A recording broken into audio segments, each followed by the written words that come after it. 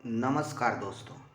मैं बीएसएससी बिहार कर्मचारी चयन आयोग इंटर स्तरीय प्रतियोगिता परीक्षा का क्वेश्चन बैंक जो 2011 से 2022 तक का क्वेश्चन बैंक है, जो 12 सीट्स में है, रुक्मिणी पब्लिकेशन का प्लेटफॉर्म का, उसका डिस्कशन लेकर के हम आए हैं और उसका हम आंसर भी बारीकी से बताते चलेंगे और चार जो हमारा ऑप्शन रहता है उसका डिस्कशन भी अच्छे से करेंगे, है ना। इससे अच्छा डिस्कशन हमारे अंदाज से नहीं मिलेगा। इससे पहले भी वीडियो हम बना चुके हैं, आप जा कर के देखिएगा, प्लेलिस्ट में पड़ा होगा।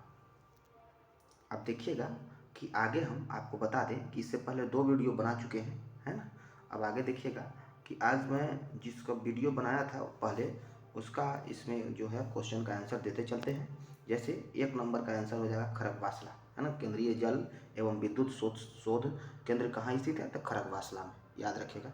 दूसरा का आंसर है वो है तात्या टोपे, है ना, जो 1857 की क्रांति के मित्र जो है, मित्र द्वारा धोखा देने के बाद धोखा जो मित्र दे दिया था तो ब्रिटिश द्वारा पकड़ा गया था, वो तात्या टोपे थे। ये सब का डिस्कशन जो है हम पहले वाले वीडियो में करा चुके हैं। आप जाकर के उसको बारीकी से देख लीजिएगा, अच्छा लगेगा आपको। अच्छा लगेगा तो लाइक भी कीजिएगा और शेयर करने का मन होगा तो शेयर भी कर दीजिएगा और सब्सक्राइब नहीं किए होंगे तो सब्सक्राइब भी कर दीजिएगा। चलिए, है ना, आगे देखते हैं। आगे है कि यहाँ पर कि 3 नंबर में, है ना, 3 नंबर क्वेश्चन का है। यहाँ पर 1929 में जो लाहौर अधिवेशन था उसका अध्यक्षता किसने किया था? तो जवाहरलाल नेहरू। 4 नंबर का आंसर हो जाएगा हमारा राज्य का नीति निर्देशक तत्व कौन सा सिद्धांत महात्मा गांधी के दर्शन से जुड़ा हुआ है? तो बी नंबर हो जाएगा पंचायत की स्थापना। अगला देखिएगा, अगला है इसमें हड़प्पा सभ्यता संबंधित है तो कांस्य युग से, याद रखिएगा, कांस्य युग से। हड़प्पा सभ्यता किससे संबंधित है? तो कांस्य युग से संबंधित है। और 6 नंबर में भारत तथा चीन के बीच, भारत और चीन के बीच जो है वो मैकमोहन रेखा है ना, 1914 में ये बना था मैकमोहन रेखा। चलिए अब आते हैं 7 का हो जाएगा हमारा कि दी गई घटनाओं में तिथि क्रम को बताइए, सजाना है इसको। सजाना है तो पूरा क्वेश्चन का जो देखेंगे हम, है ना, यहाँ देखिएगा तो इसका हो जाएगा हमारा, पहले हो जाएगा बांग्लादेश तो 2 नंबर, तो पोखरन 4 नंबर, तो ये हमारा 2 हो जाएगा, याद रखिएगा। 2 4 3 1। उसके बाद 8 नंबर का देखिएगा, यहाँ पर क्या हो जाएगा, भूमध्य रेखा पर गुजरती है तो ब्राज़ील, जाम्बिया, मलेशिया, ये 1 नंबर में है। बी नंबर में कोलंबिया, कन्या और इंडोनेशिया। उसके बाद जो हो जाएगा हमारा ब्राज़ील, सूडान और मलेशिया। डी नंबर में हमारा ऑप्शन में है, यहाँ देखिएगा डी नंबर में है, डी नंबर यहाँ पर है वेनेजुएला, इथोपिया और इंडोनेशिया। तो ये हमारा हो जाएगा, ये बी नंबर हो जाएगा। कौन हो जाएगा? बी नंबर, याद रखिएगा बी, ये हमारा बी हो जाएगा। अगला देखते हैं कि अगला है यहाँ पर चीनी, है ना, याद रखिएगा। चीनी यात्री हॉन्सॉन्ग आया था किसके शासनकाल में? तो ये हमारा हो जाएगा हॉन्सॉन्ग, हर्षवर्धन के शासन, सिंह अ सॉन्ग, हर्षवर्धन के शासनकाल में आया था। यहाँ देखिएगा हर्षवर्धन हो जाएगा। यहाँ तक हम पहले वाले वीडियो में डिस्कशन करा चुके हैं, आप आगे देखना नहीं भूलिएगा। अब यहाँ से हम 10 नंबर से चलते हैं कि संपूर्ण क्रांति, यहाँ देखिए संपूर्ण क्रांति का आह्वान किया गया था महात्मा गांधी के द्वारा, भगत सिंह के द्वारा, भीमराव अम्बेडकर के द्वारा, जयप्रकाश नारायण। इनका आंसर हो जाएगा जयप्रकाश नारायण। हमको जयप्रकाश नारायण यहाँ पर आंसर हो जाएगा। भगत सिंह कहाँ के रहने वाले? बंगा के, है ना, बंगा जिला के रहने वाले थे, पंजाब में, याद रखिएगा। बंगा है, सॉरी बंगा गाँव है ना यहाँ पर। अब देखिएगा ये जो ये जो है पोरबंदर के रहने वाले थे, गुजरात। पोरबंदर कहाँ है? पोरबंदर नामक स्थान के रहने वाले थे, ये है मोहनदास, है ना, मोहनदास करमचंद गांधी, याद रखिएगा इनका पूरा नाम था। चलिए अब आते हैं भीमराव अम्बेडकर। भीमराव अम्बेडकर प्रारूप समिति के क्या थे? अध्यक्ष थे। प्रारूप समिति में कितने सदस्य थे? तो 7 सदस्य थे, याद रखिएगा, है ना, याद रखिएगा 7 सदस्य। 7 सदस्य में कौन थे जानते हैं, है ना, ये थे, याद रखिएगा, गोपाल कृष्ण अयंगर। उसके बाद देखिएगा टीटी माधव, ये सब 7 सदस्य में से थे। अब आगे देखिएगा कि भीमराव अम्बेडकर जो है ना, ये जो प्रारूप समिति का स्थापना हुआ था, कब हुआ था? प्रारूप समिति बना था ये 29 अगस्त, है ना, 29 अगस्त प्रारूप समिति का स्थापना हुआ था, 29 अगस्त 1900 1947, याद रखिएगा 29 अगस्त 1947 प्रारूप समिति का स्थापना किया गया था। इसमें कितने सदस्य थे? तो 7 सदस्य थे, है ना। अगला देखिएगा कि यहाँ पर आगे हम आपको बता दें कि जयप्रकाश नारायण, है ना, जयप्रकाश नारायण जो है ये संपूर्ण क्रांति का आह्वान किए थे कब? 1974 में। कब किए थे? 1974 में, याद रखिएगा, है ना, 1974 में। और उसके बाद आपको हम बता दें कि इनका जन्म जो हुआ था सिताब दियारा में हुआ था, 1902 में हुआ था, सिताब दियारा में। 11 अक्टूबर को मृत्यु हुआ था, 8 अक्टूबर को मृत्यु कब हुआ था? 8 अक्टूबर को, है ना, 8 अक्टूबर, है ना, 1979 को, है ना, 1979 में हुआ था, 8 अक्टूबर 1979 में, याद रखिएगा, 8 अक्टूबर 1979 में, याद रखिएगा इसको। थोड़ा हम आपको बता दें जयप्रकाश नारायण का जन्म कहाँ हुआ था? सिताब दियारा बिहार में हुआ था, सिताब दियारा बिहार में। लोकनायक के नाम से कौन जाना जाता है? जयप्रकाश नारायण लोकनायक, है ना।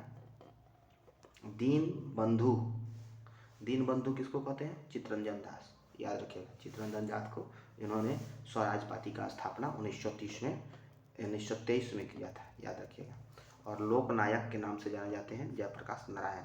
इनको हजारीबाग जेल में रखा गया था, है ना, भारत छोड़ो आंदोलन के दरमियान इनको पकड़ करके हजारीबाग जेल में रख दिया गया था, है ना। और उसके बाद नवंबर 1942 में ही वो क्या किए थे? जेल से भाग गए थे, 1942 में ही जेल से भाग चुके थे।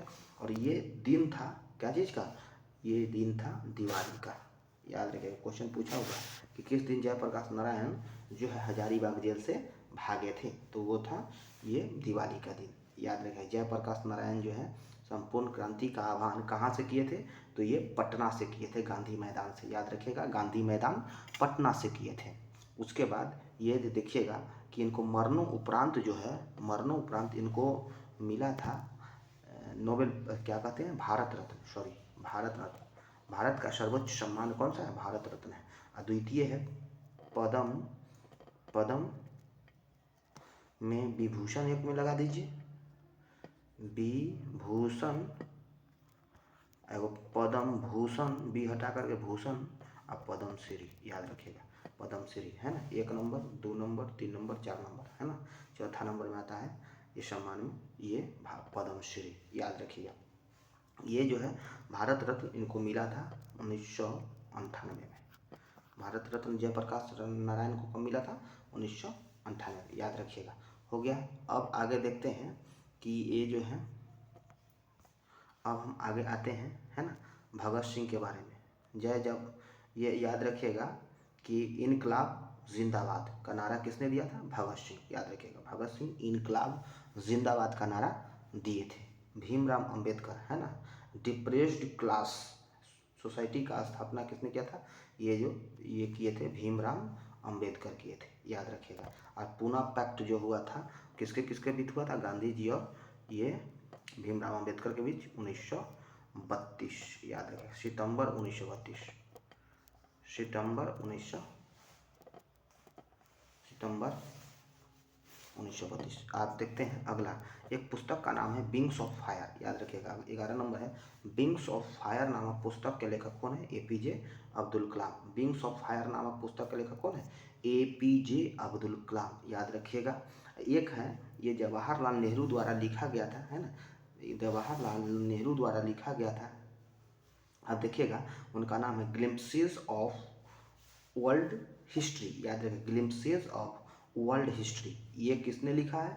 तो हो जाएगा ये Jawaharlal Nehru, glimpses of world history, याद रखिएगा, ग्लिम्पसेस ऑफ वर्ल्ड हिस्ट्री। आपको बता दें ग्लिम्पसेस मतलब कि झलक, मतलब कि विश्व इतिहास का झलक, ये हिंदी में क्या हो जाएगा? विश्व इतिहास का झलक। और मेरी कहानी किसने लिखा था? जवाहरलाल नेहरू ने, JL नेहरू ने ही लिखा था मेरी कहानी, glimpses of history, discovery of India के लेखक कौन है? जवाहरलाल नेहरू, ये याद रखिएगा, है ना। God of small thing, God, है ना, गॉड ऑफ स्मॉल थिंग के लेखक कौन है? ये है अरुंधति राय, याद रखिएगा, अरुंधति राय गॉड ऑफ स्मॉल थिंग के लेखक है, याद रखिएगा, अरुंधति राय, याद रखिएगा। अगला है यहाँ पर आप देखिएगा कि एपीजे अब्दुल कलाम द्वारा और शब्द लिखा गया है पुस्तक, उसका नाम क्या है आपको हम बता दें। ये है पुस्तक का नाम है इग्नाइटेड माइंड। किसने लिखा है? तो इग्नाइटेड माइंड लिखे हैं APJ Abdul Kalam. You are born to blossom, किसने लिखा है? You are born to blossom, है ना, तो लिखे हैं एपीजे अब्दुल कलाम। इंडिया 2020 किसने लिखा है? इंडिया 2020 किसने लिखा है? वो भी लिखे हैं एपीजे अब्दुल कलाम, याद रखिएगा। इंडिया माई ड्रीम किसने लिखा है? इंडिया माई ड्रीम किसने लिखा है? एपीजे अब्दुल कलाम।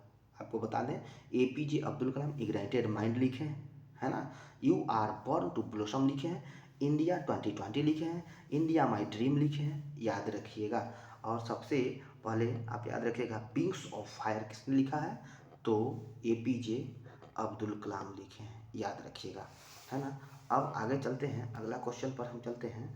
अगला क्वेश्चन है भाखड़ा नांगल बांध स्थित है ना, रावी नदी पर, चिनाब नदी पर, रावी नदी पर, चिनाब नदी पर, है ना, सतलुज नदी पर, गंगा नदी पर। आप बताइएगा किस नदी पर है? या देखिएगा कि यहाँ पर ये जो है भाखड़ा नांगल बांध जो है ये सतलुज नदी पर है, पंजाब में है।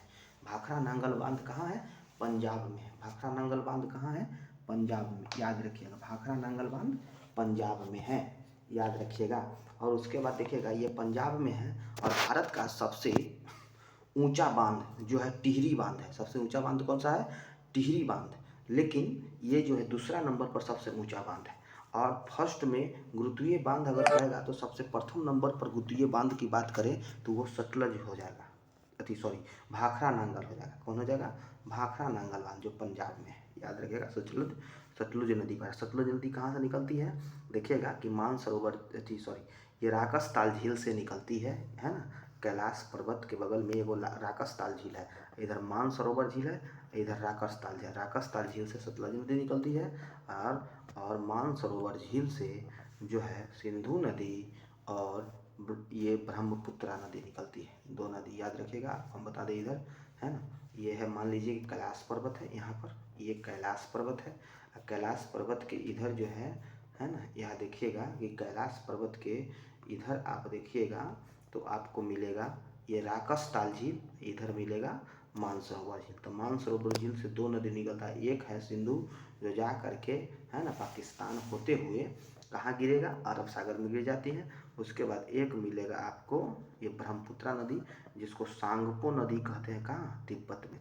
तिब्बत में सांगपो तो कहते हैं। और वही जब अरुणाचल प्रदेश में जाएगा दिहांग कहलाएगा, असम में जाएगा तो वो क्या कहलाएगा? असम में जो है ये नदी आपको कहलाएगी ब्रह्मपुत्रा। और वो जैसे ही बांग्लादेश में प्रवेश करेगी तो इसका नाम हो जाएगा ये पद्मा हो जाएगा, ये क्या कहते हैं, गंगा का। और ये जमुना हो जाएगा, यमुना नहीं, यमुना नदी गंगा की सहायक है। सब गंगा की सबसे बड़ी सहायक नदी यमुना है, लेकिन ये पद्मा, क्या नाम है इसका? पद्मा है गंगा का, पद्मा गंगा का, यमुना ब्रह्मपुत्रा का, याद रखिएगा। दोनों मिलेगी तो ये मेघना का निर्माण करेगी, याद रखिएगा, मेघना, है ना। और बराकर नदी जो है इसी में आकर के मिल जाती है। एक बराकर नदी जो है दामोदर की सहायक नदी है ना, याद रखिएगा। दामोदर की सहायक नदी कौन है? बराकर नदी है ना। तिलैया बांध, है ना, बराकर नदी पर ही है। आगे देखिएगा तो ये सिंधु नदी जो है यहाँ पर मिल जाती है, और ये सिंधु जो है फिर आगे जा कर के सतलज में मिल जाती है। लेकिन सिंधु का सबसे बड़ी सहायक नदी कौन सा है? चिनाब नदी, याद रखिएगा, चिनाब नदी है। और यही जो है चिनाब नदी है। और सिंधु का सहायक कै गो है इधर से सहायक? एक है झेलम, एक है चिनाब, एक है रावी, एक है ब्यास। यहीं ब्यास जो मिलती है पंजाब में, है ना, पंजाब में, वहीं से इंदिरा गांधी नहर निकलता है, याद रखिएगा, जो राजस्थान नहर पहले नाम था। बाद में 1984 में जब इंदिरा गांधी की हत्या हो गई थी तो उसके बाद इसका नाम क्या रख दिया गया था? इंदिरा गांधी नहर कर दिया गया था, याद रखिएगा, इंदिरा गांधी नहर कर दिया गया था। चलिए अब हम बताते हैं, इतना बात बता दिए हैं तो आप आगे देखिएगा कि यहाँ पर जो टिहरी बांध है, टिहरी बांध कहाँ है? टिहरी बांध, टिहरी बांध कहाँ है? ये है हमारा उत्तराखंड में। टिहरी बांध कहाँ है? एक भिलंगना नदी आती है, एगो भागीरथी है, दोनों के संगम स्थल पर ये कौन सा बांध है? टिहरी बांध है। कौन सा बांध है? टिहरी बांध, है ना। ये है 261 मीटर ऊंचा है, 61 मीटर ऊंचा है ना। भारत का सबसे ऊंचा बांध है ये। और ये जो है भाखड़ा नांगल 225, याद रखिएगा, 225 मीटर ये गुरुत्वीय बांध है। गुरुत्वीय बांध कहेगा कि सबसे ऊंचा गुरुत्वीय बांध तो भाखड़ा नांगल हो जाएगा, लेकिन सोझे बांध कहेगा तो वो हो जाएगा हमारा टिहरी बांध, जो उत्तराखंड में है, याद रखिएगा। दामोदर नदी आप जानते हैं कि दामोदर नदी यहाँ पर आपको, दामोदर नदी है वो कहाँ से निकलती है? यहाँ पर झारखंड से निकल करके और हुबली में मिल जाती है। हुबली की सहायक कौन सी नदी है? दामोदर नदी। और बराकर नदी इसका सहायक नदी है, जो तिलैया बांध इसी पर है, याद रखिएगा। बराकर जो है दामोदर की सहायक नदी है, याद रखिएगा। और ये जो दामोदर नदी घाटी परियोजना 1948 में प्रारंभ किया गया था। और ये जो है टेनेंसी नदी आप जानते होइएगा, है ना। टेनेंसी नदी जो था, है ना, याद रखिएगा कि टेनेंसी नदी को देख करके इस दामोदर नदी को क्या किया गया था? मतलब निर्माण किया गया था। नेहरू जी जा करके देखे थे टेनेंसी नदी घाटी परियोजना को। ये आप बात बताइएगा, टेनेंसी नदी घाटी परियोजना कहाँ पर है? तो ये जो है टेनेंसी नदी घाटी परियोजना अमेरिका में है, अमेरिका। इसका निर्माण अमेरिका कब किया था? तो 1933 में, याद रखिएगा। 1933 में इसका निर्माण किया गया था, टेनेंसी नदी घाटी परियोजना को, है ना। ये बहुउद्देशीय परियोजना है। इससे क्या होता है कि बाढ़ से भी बचाव होता है, बिजली भी बनता है कि नहीं, सिंचाई भी होता है। ये सब मतलब कि बहुत सारा मल्टी लेवल का काम किया जाएगा, है ना। तो वो हो जाएगा बहुउद्देशीय परियोजना, याद रखिएगा।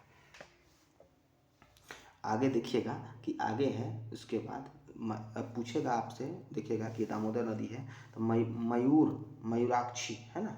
मयूराक्षी जो बांध है किस नदी पर है? तो स्वर्णरेखा नदी पर। मयूराक्षी बांध स्वर्णरेखा नदी पर ही जो झारखंड की राजधानी है वह रांची है, याद रखिएगा। अब परियोजना जो जानते हैं, ये परियोजना की बात कर रहे हैं, तो रावी नदी पर कौन सा परियोजना है? याद रखिएगा, रावी नदी पर कौन सा परियोजना है?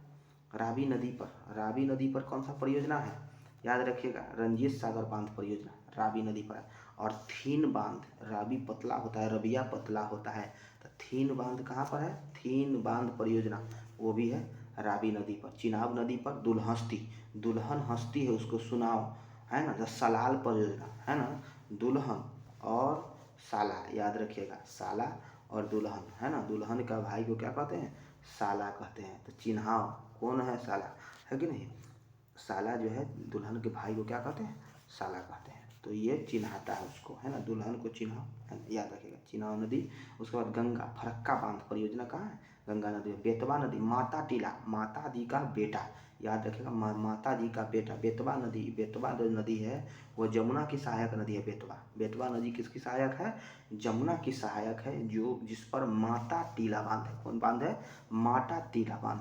और उकाई परियोजना और या काकरा पारा, याद रखिएगा, काकरा पारा और उकाई परियोजना। उकाई परियोजना और काकरा पारा, याद रखिएगा दोनों को।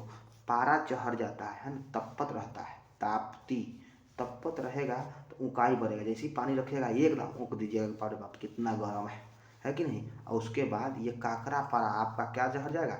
पारा चढ़ जाएगा।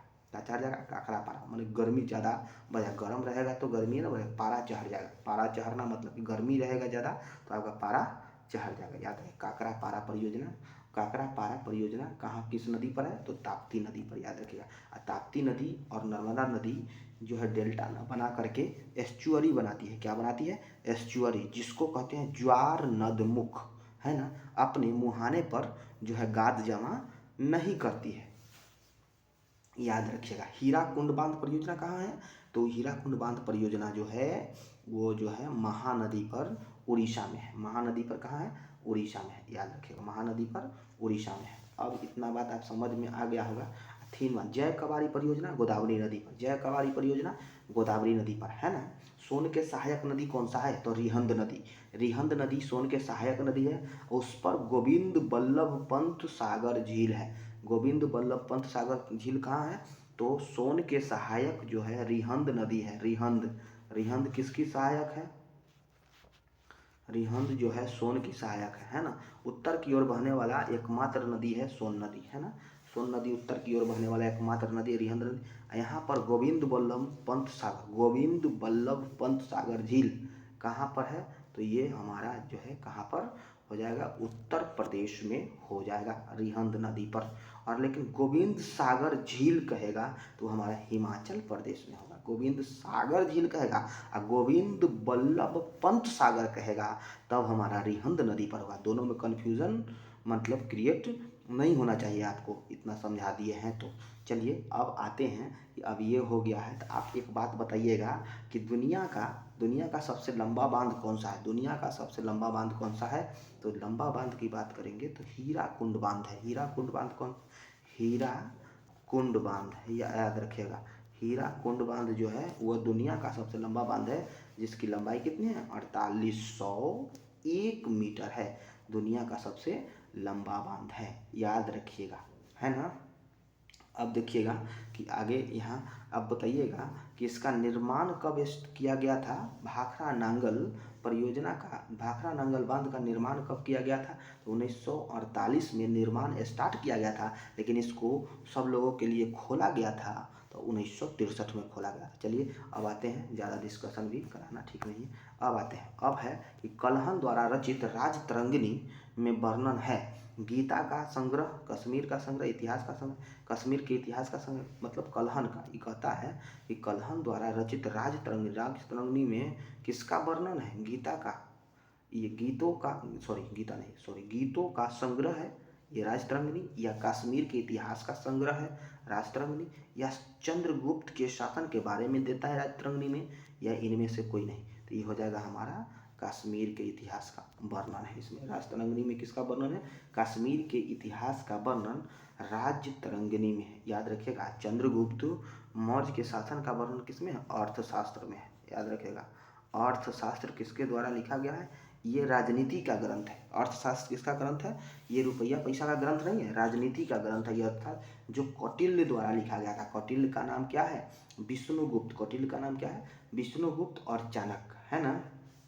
ये विष्णुगुप्त और चाणक्य जो है कौटिल्य का नाम है, जो चंद्रगुप्त मौर्य के, है ना, चंद्रगुप्त मौर्य के क्या थे, ये चंद्रगुप्त मौर्य के ये शिक्षक थे, है ना, टीचर थे, याद रखिएगा।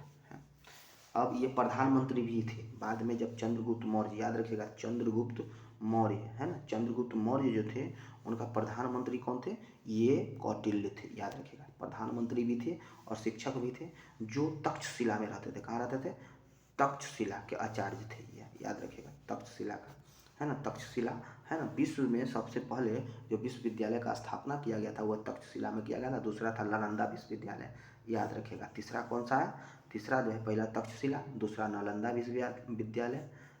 विश्वविद्यालय, और तीसरा जो है आप देखिएगा ये हो जाएगा विक्रमशिला विश्वविद्यालय। कौन हो जाएगा, विक्रमशिला विश्वविद्यालय, याद रखिएगा, है ना। ये देखिएगा उसके बाद मेगास्थनीज द्वारा कौन सा पुस्तक लिखा गया है, मेगास्थनीज द्वारा लिखा गया इंडिका पुस्तक लिखा गया है ना, जिसमें मौर्य कालीन इतिहास का वर्णन मिलता है ना। अगला देखिएगा कि ये हो गया। अब उसके बाद देखिए राजा राम मोहन राय संस्थापक थे। किसका संस्थापक थे, आर्य समाज का, ब्रह्म समाज का, राम कृष्ण मिशन का, प्रार्थना समाज का। तो इसमें क्या हो जाएगा, हमारा आंसर हो जाएगा राजा राम मोहन राय ब्रह्म समाज का संस्थापक थे। 1828 में ये ब्रह्म समाज का स्थापना हुआ था, 1828 में। और 1829 में ही राजा राम मोहन राय के प्रयास से सती प्रथा का अंत किया गया था। जिसको सती प्रथा को अंत करने वाले अनुच्छेद 17 मतलब धारा 17 के, है ना, एक्ट 17, धारा 17 के तहत जो ख़त्म करने वाले थे वो थे लॉर्ड विलियम बेंटिक, है ना। लॉर्ड विलियम बेंटिक, याद रखिएगा, बता देते हैं आपको।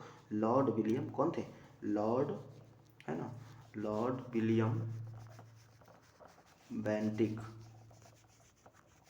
लॉर्ड विलियम बेंटिक थे। कौन थे, लॉर्ड विलियम बेंटिक। यही जो थे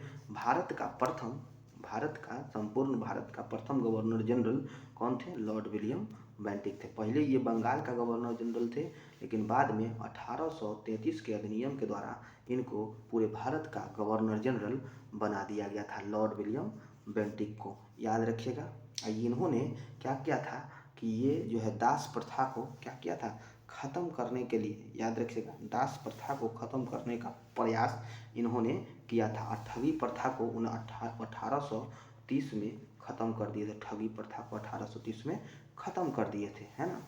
जो ठग लेता था सबसे, है ना, इसको ख़त्म करने वाले कौन थे, लॉर्ड विलियम बेंटिक, है ना। स्लीमन के सहायता से, याद रखिएगा, स्लीमन के सहायता से, ये क्वेश्चन पूछा हुआ है, स्लीमैन के सहायता से किए थे। और ये प्रयास किए थे दास प्रथा को ख़त्म करने का। अब पूर्ण रूपेण दास प्रथा को ख़त्म करने वाला था एलन ब्रो। कब किया था, 1833 में। कब किया था, 1833 में किया था एलन ब्रो। 1833 में दास प्रथा को ख़त्म किया, दास प्रथा, याद रखिएगा, दास प्रथा का ख़त्म कर दिया था। अब देखिएगा, अब है इसमें आपको हम बता दें कि इसमें लिखा हुआ था आत्मीय समाज, है ना।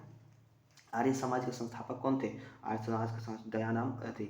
आर्य समाज के संस्थापक थे दयानंद सरस्वती, स्वामी दयानंद सरस्वती थे। ये 75 में किए थे। आर्य समाज की स्थापना कब किए थे, 1975 में, है ना। 1975 सॉरी 1875 में आर्य समाज का स्थापना किए थे। और 74 में एक पुस्तक लिखे थे, सत्यार्थ प्रकाश, याद रखिएगा।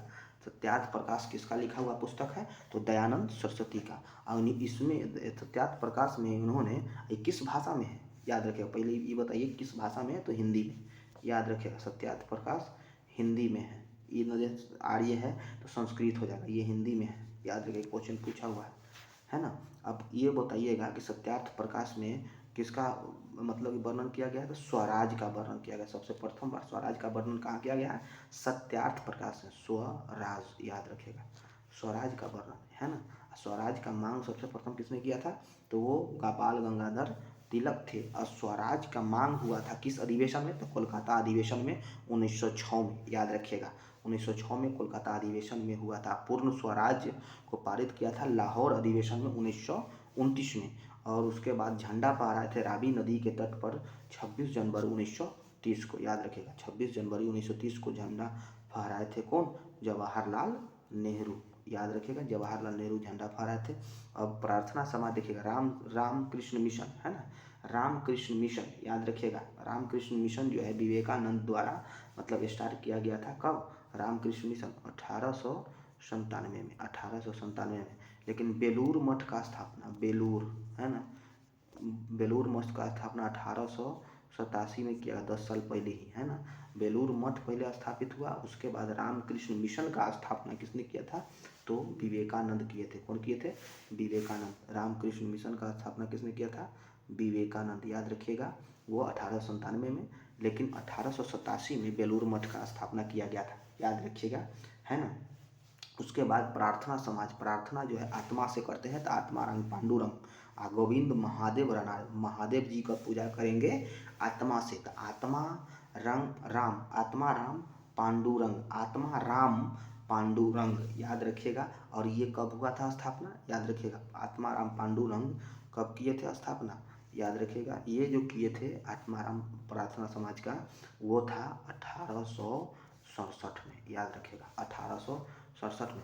1865 में, है ना, ब्रह्म समाज दो भागों में क्या हुआ था, बट गया था। एक तरफ थे केशव चंद्र सेन, एक तरफ कौन थे, केशव चंद्र सेन, और एक तरफ थे, है ना, देवेंद्रनाथ टैगोर, देवेंद्रनाथ टैगोर थे, है ना। तत्वबोधिनी सभा और तत्वबोधिनी पत्रिका का जो है प्रारंभ किसने किया था, तो वो जो थे देवेंद्रनाथ टैगोर थे। देवेंद्रनाथ द्वारिकानाथ टैगोर के पिताजी थे। आपको हम बता दें एक बात कि द्वारिकानाथ टैगोर, याद रखिएगा, द्वारिकानाथ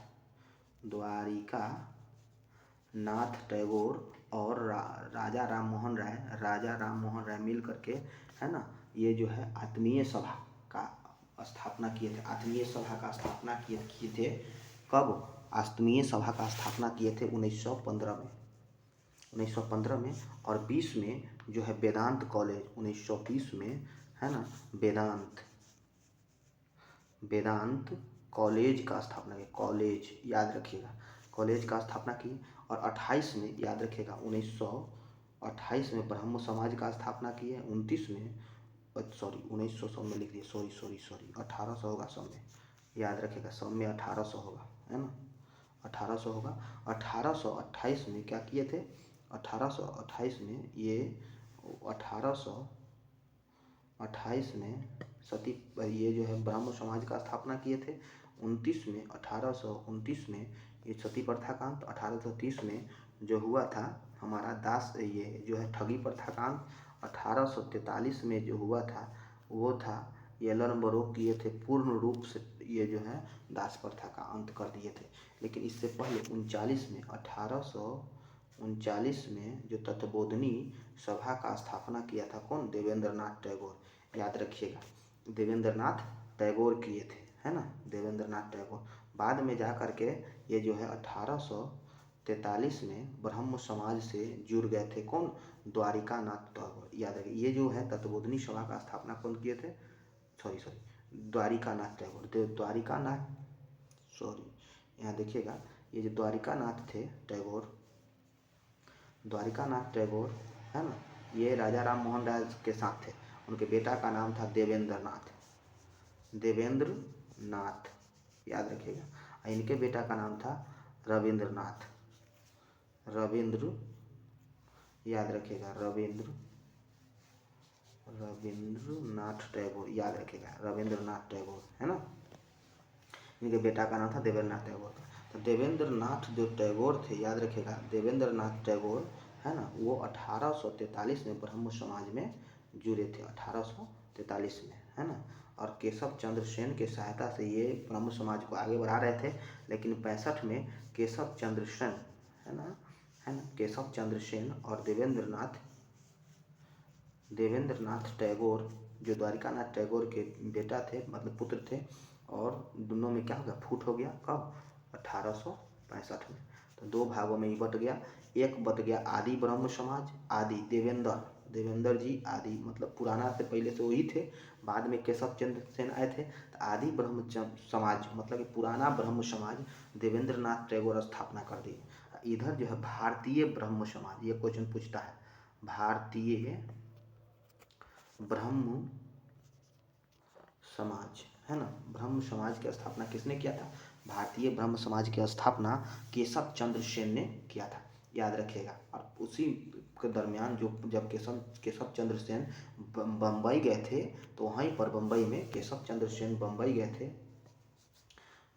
थे, तो वहीं पर जो उनको भेटाए थे कौन, जानते हैं, आत्माराम पांडुरंग 1867 में। और वहीं पर ये प्रार्थना समाज का स्थापना किए थे महादेव गोविंद रानाडे के सहयोग से, याद रखिएगा, है ना। और वेद समाज का स्थापना, है ना, इससे पहले ही जब केशव चंद्र सेन जब यात्रा कर रहे थे पूरे भारत का, तो उस समय मद्रास गए थे, याद रखिएगा, वेद समाज, मद्रास, वेद समाज, है ना।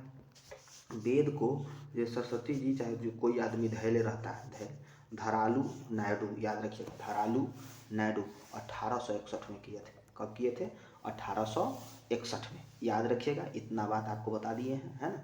आपको अच्छा लगा होगा तो लाइक करिएगा और शेयर सब्सक्राइब करना भी नहीं भूलिएगा। आगे चलते हैं, आगे क्वेश्चन लेकर के चलते हैं हम, है ना। अगला क्वेश्चन है यहाँ पर, मैगीनॉट रेखा, है ना, किस देश को मध्य है, तो ये आपको हम बता दिए हैं, मैगीनॉट रेखा, है ना। मैगी जड़ जाएगा तो फ्राई, है ना, जड़ेगा तो फ्राई करना है, तो कौन सा है, और जर्मनी और फ्रांस, पहले भी हम बता चुके हैं, है ना। ये वो है ओडरनिसे और हिंडनबर्ग, ये जो है पोलैंड, है ना, ये जो है पोलैंड और हिंडनबर्ग और ओडरनिसे, पोलैंड और जर्मनी, याद रखिएगा। यूएसए कनाडा के बीच जो है 49, और नामीबिया और अंगोला के बीच नहीं है। अगला देखिएगा, आगे है कि यहाँ पर ये तो बता चुके हैं डिस्कशन, अब ज़्यादा डिस्कशन इसमें नहीं कराएंगे, है ना। नहीं देखें तो पहले वाले वीडियो आप जा करके देख सकते हैं, उसमें डिस्कशन कराए हुए हैं। आगे सतलुज नदी का उद्गम स्थल कहाँ है, पहले भी इसको हम बता चुके हैं, ज़्यादा डिस्कशन इसमें नहीं कराएंगे। यहाँ देखिएगा कि सतलुज नदी थोड़ा हम बता देते हैं।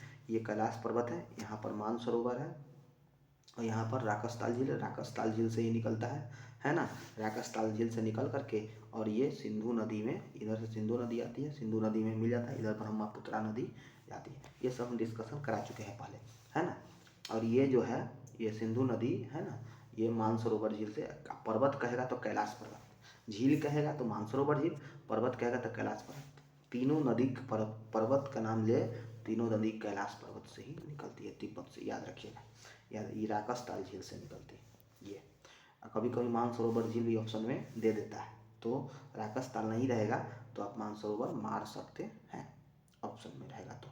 चलिए अब आगे आते हैं। आगे कहता है कि भारतीय, याद रखिएगा कि भारतीय, यहाँ पर लिखा हुआ है कि भारतीय संविधान सभा ने भारतीय राष्ट्रीय ध्वज के रूप में अंगीकार किया था। हम ध्वज को, ध्वज जो अभी हम लोग तिरंगा फहरा रहे हैं, उसको कब अंगीकार किया गया था? 22 जुलाई, याद रखिएगा 22 जुलाई 1947 को इसको क्या किया गया था? अंगीकार किया गया था। ये आप बताइए, अंगीकार किया गया था, याद रखिएगा। उसके बाद ये 22 जुलाई को अंगीकार किया गया था, है ना। स्वतंत्र भारत में राष्ट्रीय ध्वज पहली बार कब फहराया गया था? तो 14 अगस्त। स्वतंत्र भारत, जब भारत स्वतंत्र हो गया था तो 14 अगस्त के दिन क्या हुआ था कि ये झंडा फहराया गया था। सबसे पहले 14 अगस्त के दिन अपन कहाँ पर? तो लाल किला पर, है ना, लाल किला पर झंडा फहराया गया था। झंडा जब फहराया जाता है 15 अगस्त के दिन, कहाँ पर फहराया जाता है? प्रधानमंत्री फहराते हैं, और कहाँ पर? तो लाल किला पर, याद रखिएगा। लेकिन 26 जनवरी के दिन कहाँ? कर्तव्य पथ अब नाम हो गया है। पहले नाम क्या था कर्तव्य पथ का? पहले नाम क्या था? जल्दी बोलिएगा, इसका कमेंट में, है ना, आप इसका जवाब दीजिएगा कि कर्तव्य पथ का पहले नाम क्या था, है ना। किस पहाड़ी पर है, याद रखिएगा। ये सब आप बताइएगा। आगे देखिएगा कि ये जो है, आप आगे देखिएगा कि 23 अगस्त को अब मनाया जाने लगा है अंतरिक्ष दिवस, याद रखिएगा, है ना।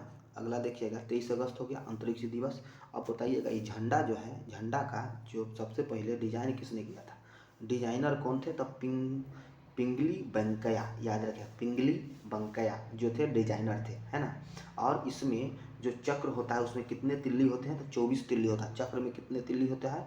तो 24, चक्र में 24 तिल्ली, है ना। और नेवी ब्लू इसका जो रंग होता है, कैसा होता है? नेवी ब्लू, और 3 रंग होता है। और झंडा का जो प्रारूप होता है उसका जो, है ना, ये प्रारूप होता है उसका लंबाई चौड़ाई कितना होता है? तो अनुपात लंबाई चौड़ाई का ये 2 हो जाएगा, ये 3, तो लंबाई 3 अनुपात चौड़ाई 2, है ना। 3 अनुपात लंबाई और चौड़ाई का अनुपात 3 अनुपात 2 है, और 24 तिल्ली होता है। और इसको कहाँ से लिया गया है? ये 24 तिल्ली के जो अशोक स्तंभ है ना, ये चक्र है जो हमारा, वो कहाँ से लिया गया? सारनाथ के स्तंभ जो है ना, अशोक स्तंभ, उसके शीर्ष भाग से लिया गया है, याद रखिएगा। और राष्ट्रीय चिन्ह की बात करें तो हमारा क्या है? अशोक स्तंभ का शीर्ष भाग है। अशोक ये स्तंभ है, याद रखिएगा। आपको हम बता दें, ये अशोक स्तंभ है, ये अशोक का स्तंभ है, और उसका शीर्ष भाग जिस पर बाघ रहता है ना, इधर से और इधर से 3 गो बाघ रहता है? नहीं, 4 गो रहता है बाघ। वो पीछे जो दिखाई नहीं देता, 4 गो बाघ रहता है। क्या रहता है? 4 गो बाघ रहता है। और नीचे सत्यमेव जयते लिखा हुआ रहता है। सत्यमेव जयते जो लिखा हुआ है किस उपनिषद से लिया गया है? तो मुंडको उपनिषद से लिया गया है, याद रखिएगा। किस उपनिषद से लिया गया है? मुंडको उपनिषद से लिया गया है, याद रखिएगा। और ये जो है इसका जो आंसर क्या हो जाएगा? आंसर हो जाएगा इसका डी, याद रखिएगा। 22 जुलाई 1947 हो जाएगा, याद रखिएगा, है ना। आप बताइएगा कि ये जो है झंडा फहराया गया था 14 अगस्त को, इतना तो बात जान गए। भारत स्वतंत्र कब हुआ था? तो 47 में।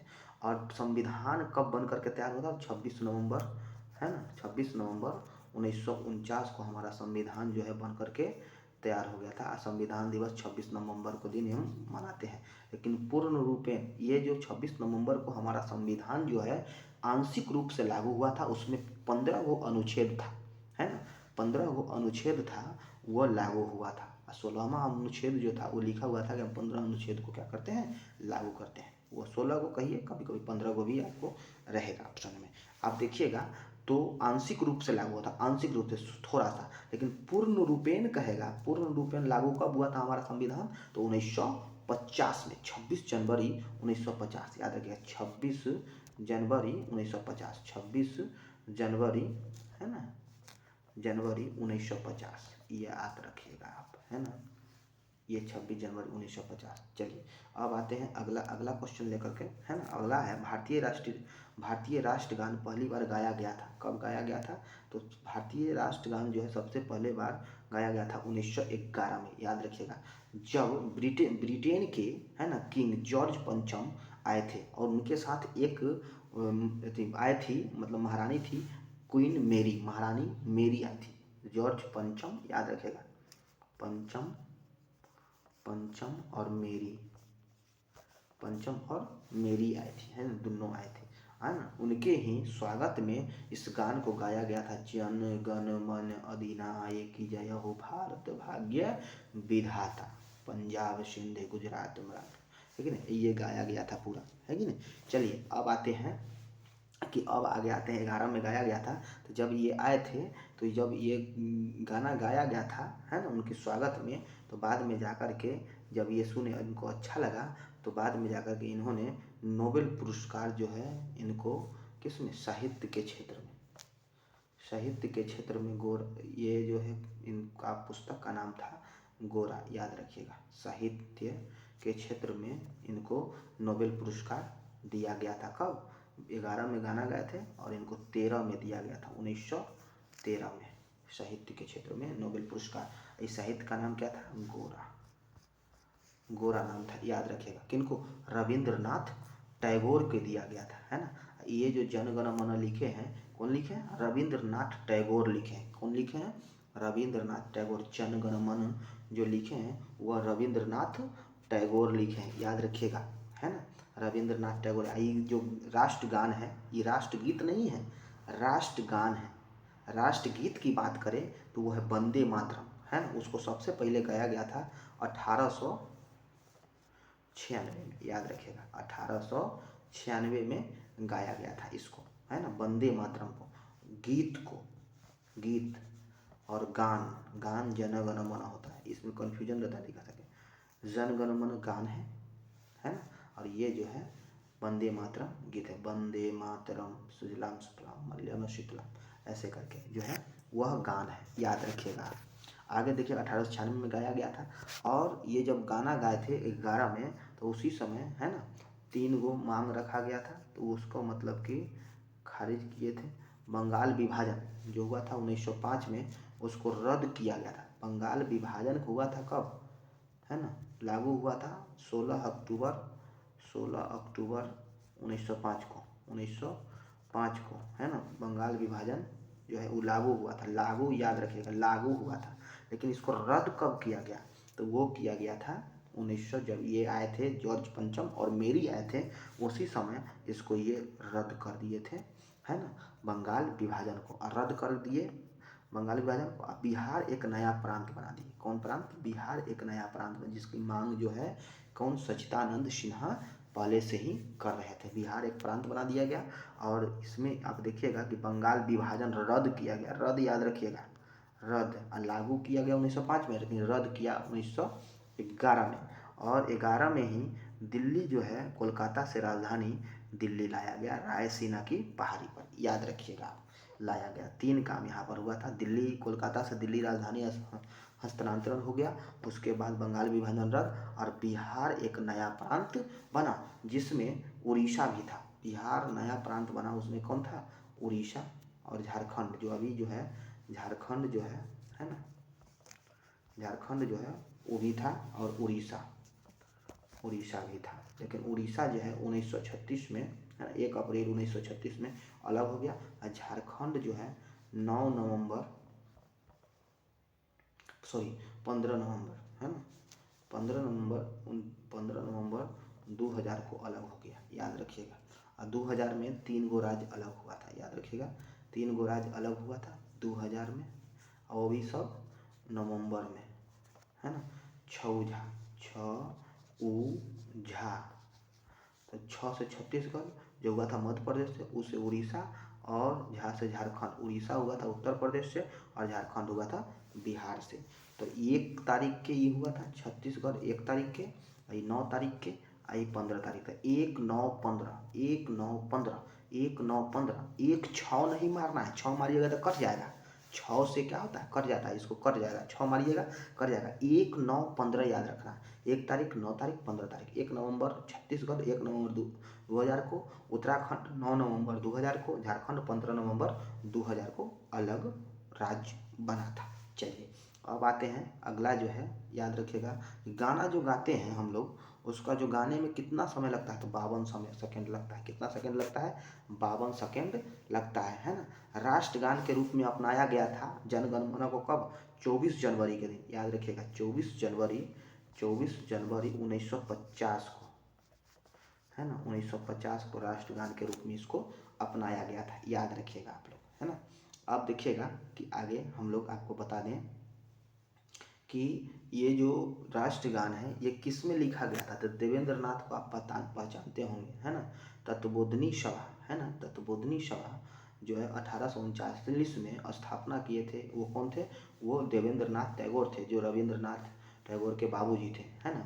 वो तत्वबोधिनी पत्रिका जो था उसमें भारत भाग्य विधाता के मतलब कि हेडिंग दे करके भारत भाग्य विधाता, याद रखिए क्वेश्चन पूछा हुआ है कि बताइएगा जन गण मन जो लिखा हुआ है तत्वबोधिनी पत्रिका में, उसका हेडिंग क्या है? भारत भाग्य विधाता। भारत हेडिंग जो होगा भारत भाग्य विधाता हेडिंग दे करके, है ना, इसमें जन गण मन अधिनायक की जय हो, भारत भाग्य विधाता ये लिखा हुआ है।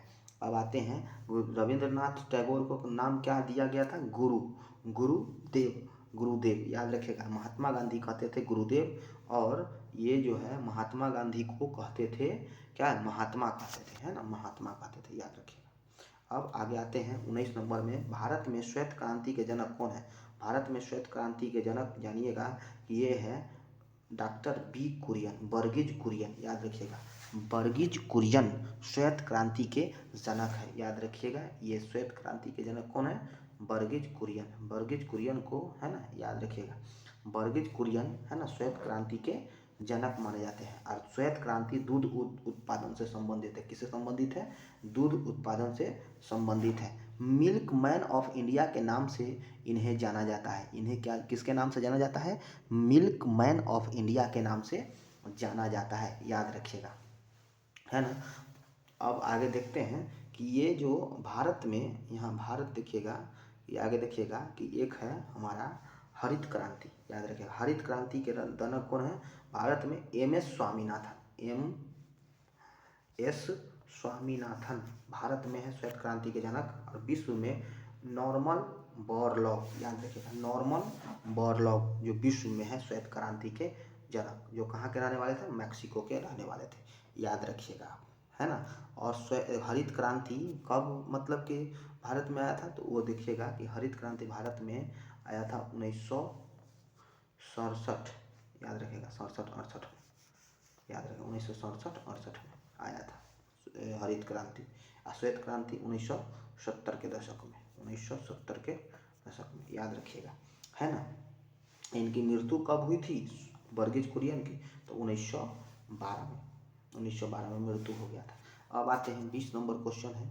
यहाँ देखिएगा कि 20 नंबर क्वेश्चन 20 तक यहाँ पर आपको हम आज कराएंगे। यहाँ देखिएगा डिस्कशन, भारत का राष्ट्रीय फल कौन सा है? राष्ट्रीय फल कौन सा है? तो आम है। राष्ट्रीय फल भारत का कौन सा है? तो आम हो जाएगा, याद रखिएगा, आम। राष्ट्रीय फल कौन सा है? तो आम हो जाएगा, यहाँ पर ऑप्शन में है आम, याद रखिएगा, आम, आम हो जाएगा। राष्ट्रीय फल कौन सा है? तो आम हो जाएगा, याद रखिएगा। तो राष्ट्रीय फल आम है, तो राष्ट्रीय मिठाई कौन सा है? तो जिलेबी हो जाएगा, याद रखिएगा। राष्ट्रीय चिन्ह तो आप तो जानबे करते हैं, राष्ट्रीय चिन्ह जो है अशोक स्तंभ का शीर्ष भाग है, याद रखिएगा, है ना। और राष्ट्रीय चिन्ह जो है अशोक स्तंभ का शीर्ष भाग है, उसमें सत्यमेव जयते लिखा हुआ रहता है। उसमें 4 गो बाघ है। कै गो बाघ है? 4 गो बाघ, याद रखिएगा। उसमें कितना बाघ है? 4। बाघों की संख्या 4 है, 3 नहीं है ना, याद रखिएगा। वंदे मातरम गीत है ना, ये राष्ट्रीय गीत है वंदे मातरम। राष्ट्रगान जो है वो जनगण मन है। और राष्ट्रीय पक्षी की बात करें तो वो कौन सा है? मोर है, याद रखिएगा। राष्ट्रीय पक्षी मोर है, याद रखिएगा। और राष्ट्रीय जलीय जीव कौन सा है? जलीय जीव की बात करें तो डॉल्फिन है। और डॉल्फिन दिवस कब मनाया जाता है? तो 5 अक्टूबर को डॉल्फिन दिवस मनाया जाता है ना। राष्ट्रीय फल कौन सा है? तो आपको हम अभी बता दिए हैं, आम है। राष्ट्रीय फल कौन सा है? आम है। और राष्ट्रीय प्रतीक भी अभी आपको बता चुके हैं, जो अशोक स्तंभ का शीर्ष भाग है ना, याद रखिएगा। अब आते हैं कि राष्ट्रीय मिठाई कौन सा है? मिठाई जिलेबी, याद रखिएगा। गोल गोल गोल गोल, round round round round, stop, round round round round, stop याद रखिएगा। और राष्ट्रीय फूल कौन सा है? फूल जो है कमल का फूल है ना। कमल का फूल जो है आप देखिएगा कि संसद भवन नया बना है तो राज्यसभा का जो डिजाइन किया गया है कमल के फूल के आकार का किया गया है और लोकसभा का मोर के आकार का, याद रखिएगा। और मोर का वैज्ञानिक नाम याद रखिएगा, मोर का वैज्ञानिक नाम क्या है? पावो क्रिस्टेसस, याद रखिएगा, पावो क्रिस्टेटस, याद रखिएगा। और बाघ जो है, बाघ हमारा राष्ट्रीय पशु है। बाघ से पहले जो था राष्ट्रीय पशु हमारा शेर था, है ना, जिसका मतलब देखिएगा कि मतलब बड़ा बड़ा बाल रहता है वो शेर, है ना। और लेकिन बाघ की बात करें तो 1973 में बाघ प्रोजेक्ट आया था। 1973 में कौन सा प्रोजेक्ट आया था? बाघ प्रोजेक्ट। उसी समय इसको क्या किया गया था कि बाघ को राष्ट्रीय पशु घोषित कर दिया गया था। रॉयल बंगाल टाइगर आंसर में रहेगा, रॉयल, वो भी मार सकते हैं आप, है ना, बाघ रहे या रॉयल बंगाल टाइगर, है ना, उसी को राष्ट्रीय पशु घोषित कर दिया गया था। उससे पहले कौन था? शेर था, याद रखिएगा, है ना। उसके बाद राष्ट्रीय खेल कौन है? हॉकी है। राष्ट्रीय खेल हॉकी है, याद रखें। राष्ट्रीय खेल कौन सा है? हॉकी है ना। और राष्ट्रीय जो विरासत पशु कहेंगे, विरासत पशु, विरासत से चला आ रहा है पुराना जमाना से। देखिएगा कि सेल्यूकस निकेटर को, है ना, चंद्रगुप्त मौर्य जो है 500 हाथी दे दिए थे, तो विरासत से चला आ रहा है वो है हाथी है, याद रखिएगा। वो कौन है? हाथी है ना। एल्फेस, याद रखिएगा, उसका जो वैज्ञानिक नाम है एल्फेस मैक्सिमस, याद रखेगा। हाथी का वैज्ञानिक नाम क्या है? एल्फेस, एलिफेंट नहीं, एल्फेस मैक्सिमस, याद रखेगा। और बाघ का वैज्ञानिक नाम पैंथेरा टिग्रिस, है ना, पैंथर याद रखेगा, पैंथेरा टिग्रिस। पैंथेरा जो छर प्रचार जो होता है ना उसमें लिखा हुआ रहता है पैंथर, है ना। और या आगे देखिएगा कि आप बरगद जो है, बरगद वो राष्ट्रीय वृक्ष है। बरगद क्या है? राष्ट्रीय वृक्ष है। बरगद जो है राष्ट्रीय, बरगद क्या है? राष्ट्रीय वृक्ष है, याद रखिएगा। बरगद जो है राष्ट्रीय वृक्ष है। आइए देखिएगा कि नया संसद भवन बना है, उसके परिषद में बरगद का ही, है ना, पेड़ मतलब चित्र बना हुआ है, बरगद का है ना, याद रखिए। परिसर में अगर अंदर की बात करें राज्यसभा के अंदर का तो वो कमल का चित्र है। उसके बाद यहाँ है मोर का चित्र है लोकसभा में, लेकिन परिसर में कहिएगा तो बरगद का है, याद रखिएगा। अब उसके बाद बताइएगा कमल का राष्ट्रीय नाम क्या है, मतलब सॉरी वैज्ञानिक नाम क्या है? द नीलम्बू न्यूसीफेरा, याद रखिएगा। और उसके बाद बरगद का वैज्ञानिक नाम क्या है? तो फाइकस, याद रखिएगा। क्या नाम है? फाइकस, फाइकस, है ना, फाइकस, फाइकस नाम है, फाइकस, है ना। अब इसको फाइकस कहते हैं, याद रखिएगा। फाइकस बेंगालिसिस। चलिए अब इतना डिस्कशन करा दिए हैं तो आपको अच्छा लगा होगा तो शेयर कीजिएगा, लाइक कीजिएगा और सब्सक्राइब भी कीजिएगा। धन्यवाद।